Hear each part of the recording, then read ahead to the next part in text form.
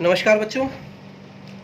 अब आज जो हम क्वेश्चन कर रहे हैं, एक तो आपको जो क्लास मिलेगी वो इंस्टॉलमेंट में मिलेगी, तो उसमें टेंशन मत लेना। दूसरी बात, ये जो पार्ट है बिल्कुल लास्ट पार्ट है। इसके अलावा एक छोटा सा पार्ट और है, वो मैं कवर करूँगा नेक्स्ट क्लास में, पर इस पर कोई होमवर्क नहीं है। दूसरा ये है कि जो मैं करा रहा हूँ इसके आने की चांसेस बहुत कम हैं।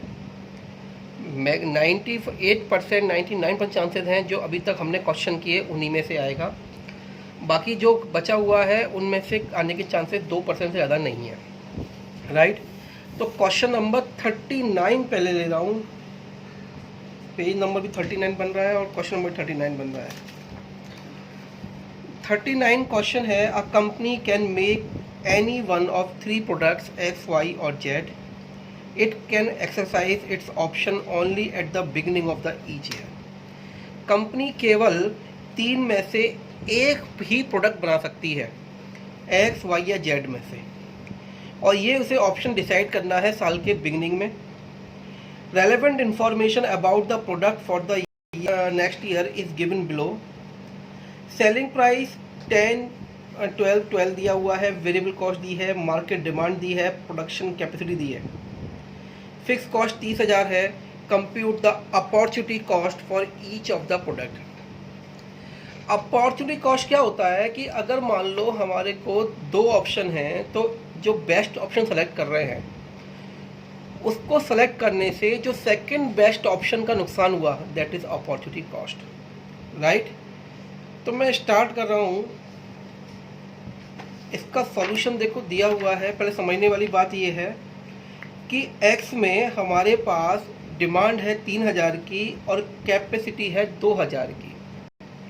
डिमांड है 3000 की, कैपेसिटी है 2000 की, तो हम कितना बना पाएंगे? केवल 2000। Y में डिमांड 2000 की है, हमारी बनाने की क्षमता कैपेसिटी 3000 की है, लेकिन 3 बना के करेंगे क्या? जब डिमांड ही 2000 की है तो 2000 ही बनाएंगे। जेड में 1000 की डिमांड है और 900 की कैपेसिटी है, तो हम कितना बना पाएंगे? 900।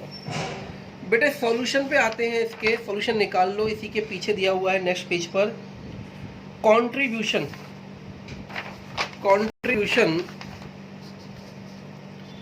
देखो ध्यान से।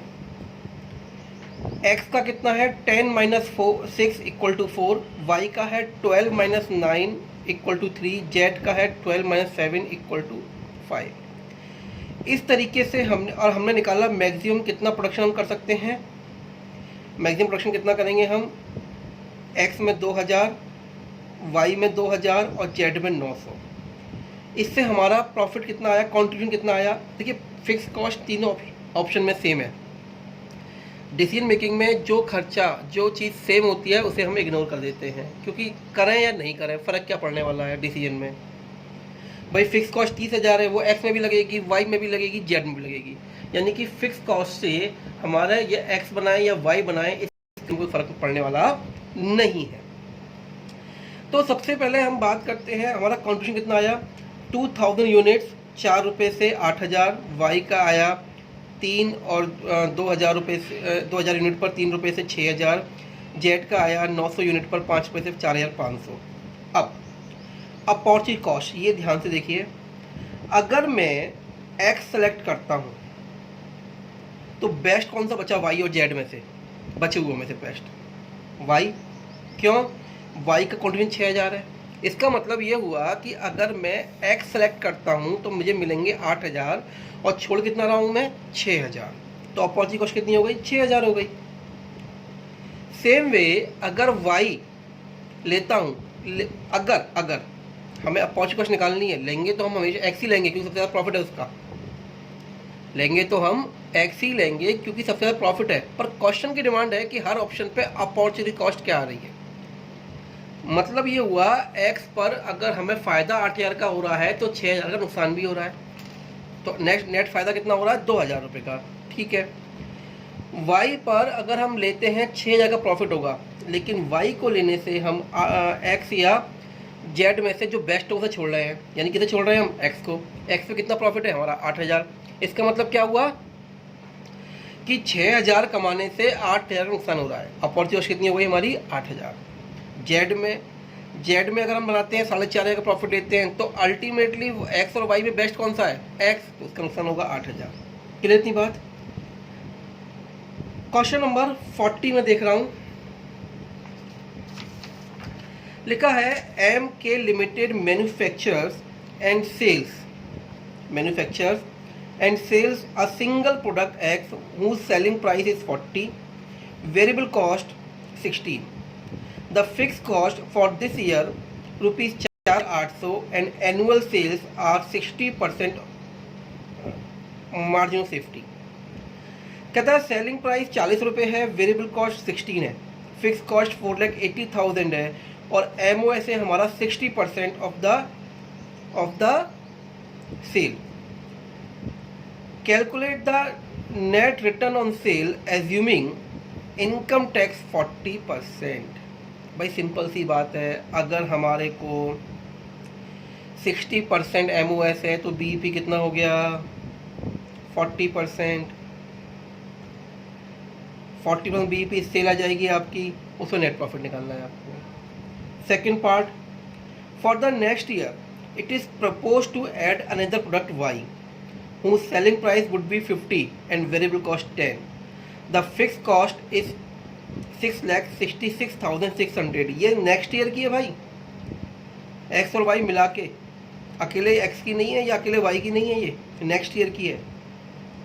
The sale mix will be 7:3। What level of next year M K will be break even. ये कंबाइंड बीईपी आ गया, इसे आप कर लेंगे। ठीक है, 41 देख रहा हूँ, ये थोड़ा सा चेंज क्वेश्चन है, इसको भी मैं समझाऊंगा अभी आप लोगों को ही। 41, X limited supplies spare parts to an aircraft company Y limited. The production capacity of X limited facilitates production of any one spare part for a particular period of time. The following are the cost and other information for the production of the two different spare parts A and B. देखो भाई क्या लिखा हुआ है, the production capacity कितनी है X limited की? The production capacity of X limited facilitates production of any one spare part for a particular period of time. The following are the cost and other information of the production of two different spare parts A and B. भैया एक product में दो spare part लग रहे हैं हमारे, ए और B. Alloy में 1.60 ए लगता है, 1.60 वाई लगता है, बी लगता है। प्रोडक्ट ए में पार्ट ए में मशीन ए के घंटे लगते हैं 0.6 और बी के लगते हैं 0.25। मशीन बी में पार्ट ए में मशीन बी के घंटे लगते हैं 0.5 एंड पार्ट बी में लगते हैं 0.55। और हमारा टारगेट सेलिंग प्राइस क्या है? 145,115। टोटल घंटे जो अवेलेबल है मशीन ए के 4,000, मशीन बी के 4,500। अलॉय जो हमारे पास है वो है 13,000 किलो, जिसकी रेट है 12.5 रुपये। वेरिएबल ओवरहेड पर मशीन आवर ए के 80 रुपये और बी के 100 रुपये। Identify the spare part which will optimize contribution at the offer price. Optimize का मतलब हुआ जो ज़्यादा कंट्रीब्यूशन देगा वही सेलेक्ट किया जाएगा। तो सबसे पहले तो हम ये निकालें कि जो हमारे पास संसाधन अवेलेबल हैं उनसे हम कितना कितना बना सकते हैं। यानी हमें एक चीज़ तो क्लियर है, या तो ए बनाएंगे या बी बनाएंगे। ठीक है, तो अगर हम पार्ट ए बनाएं या पार्ट बी बनाए तो हम पे कैसा कितना बन सकता है, समझो भाई ध्यान से।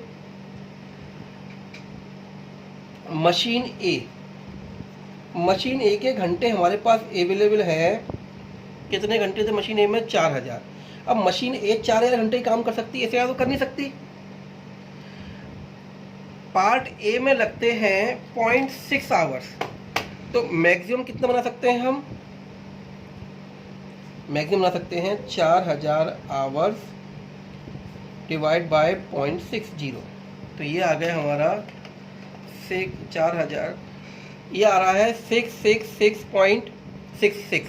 तो भैया हम 67 नहीं कर सकते इसे, क्यों? क्योंकि घंटे ही नहीं है ना हमारे पास, तो टाइम ही लिमिटेड है हमारे पास, तो कम करना पड़ेगा। ऐसे ही यहाँ पर 4000 डिवाइडेड बाय 0.25, तो ये हो गए 16000।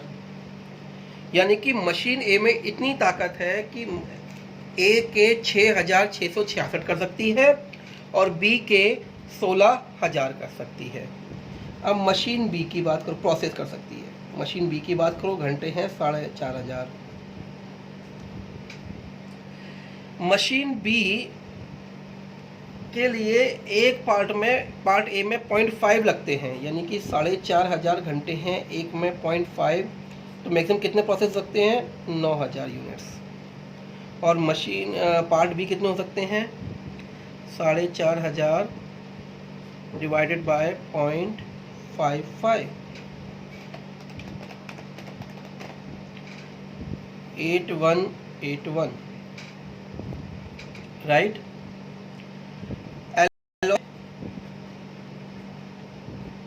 हम पे 13000 kg है, तो पार्ट ए कितने बन सकते हैं? 13000 से 1.6 लगता है एक में kg,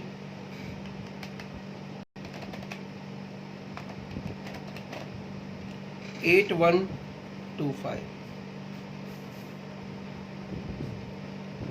भैया ध्यान समझो जरा एक बार बच्चों। अब ये हमारे पास कहानी आ गई कि भाई मशीन ए जो है वो 6666 यूनिट्स ए के प्रोसेस कर सकती है और बी पार्ट बी के 16000 यूनिट्स। ऐसी मशीन बी कर सकती है, पार्ट ए 9000 यूनिट्स प्रोसेस कर सकती है, पार्ट बी के 8181 कर सकती है। एलॉय 8125 ए के कर सकते, जितना एलॉय है उससे हमारे 8125 बन सकते हैं पार्ट ए और 8125 बन सकते हैं पार्ट बी। अब सवाल ये है कि हमें तीनों को यूज़ करना है, तीनों को, तो मैक्सिमम कितना बना सकते हैं हम? मैक्सिमम आउटपुट तीनों में जो भी कम हो। कैसे निकाला हमने? भाई अगर हम 9000 बनाएंगे तो मशीन ए तो प्रोसेस ही नहीं कर पाएंगे, वो बेचारे कहाँ जाएंगे? भाई किसी भी यूनिट में तीनों डिपार्टमेंट का काम होना है, मशीन ए का भी होना है, बी का भी होना है, एलओ भी लगना है। तो मैक्सिमम कितने कर सकते हैं? 6 या 666। ऐसी बी में कितने कर सकते हैं हम? बी में कर सकते हैं 8125, जो तीनों में से कम हो। क्लियर हो गई इतनी बात? अब अपन बनाते हैं कंट्रीब्यूशन पर यूनिट चार्ट, ए और बी।